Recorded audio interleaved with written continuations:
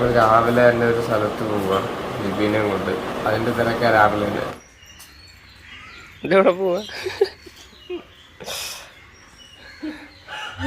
ഉണ്ടോ? ഇയാള് വെറുതെ ഇരിക്കത്തേ ഉള്ളു അവിടെ. ഇത് ക്ലാസ്സിൽ പോകും, ഞാൻ ജസ്റ്റ് നോക്കാം, അതായിരിക്കും വരും.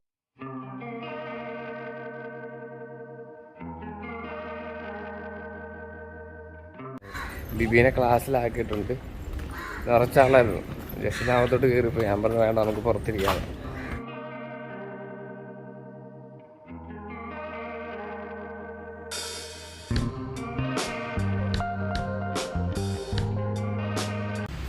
ജസ്ലിനിവിടെ പട്ടിയായിട്ട് നിൽക്കുക.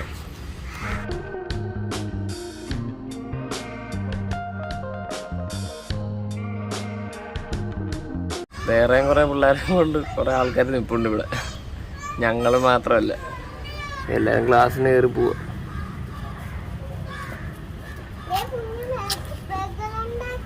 വഴക്കുണ്ടാക്കാതെ കളിക്കുക. ഇത്ര നേരം വെയിലില്ലായിരുന്നു, ഇപ്പോഴേ വെയിൽ വന്നിട്ടുണ്ട്. വെയിൽ കൊണ്ട് ചെറുതായിട്ട് മഴയും പൊടിയുന്നുണ്ട് അല്ലേ ജസ്റ്റിൽ?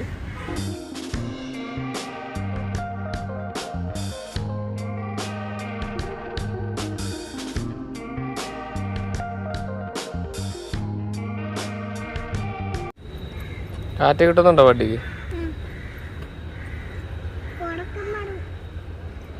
ഉറങ്ങാൻ പറ.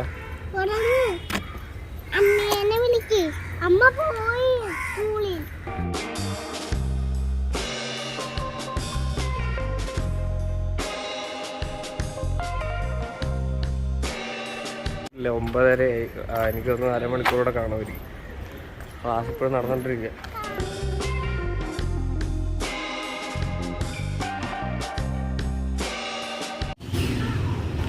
10 മണിയായി ജസ്ലിൻ.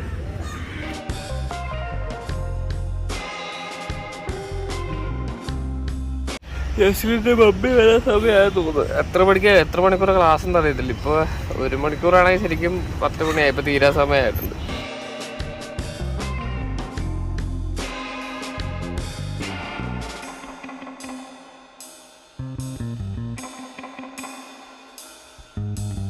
ഇവിടെ ഈ വലിയ മരമൊക്കെ നിൽക്കുന്നതുകൊണ്ട് നല്ല തണലുണ്ട്.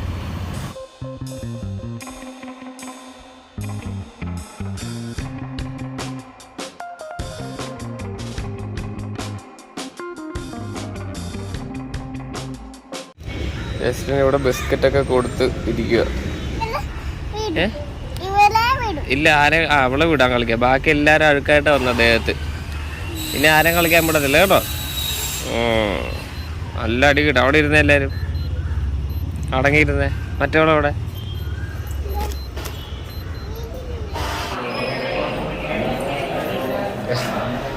ഞങ്ങൾ ലിഫ്റ്റിൽ കയറി ഇറങ്ങി കളിക്കുക.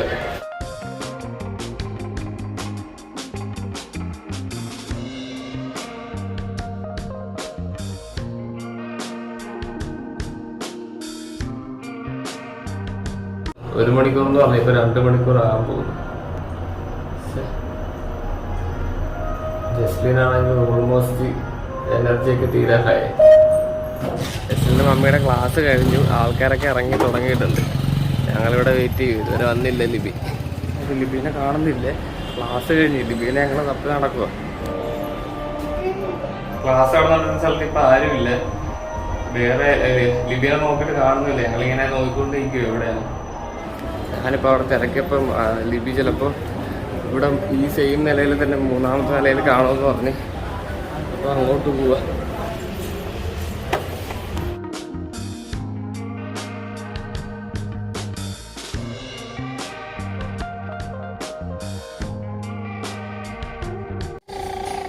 ഇപ്പം എത്രയാണ്? 12 മണിയായി. എല്ലാം കഴിഞ്ഞപ്പോൾ 12 മണിയായി. 12 മണി കഴിഞ്ഞ് പോവാം.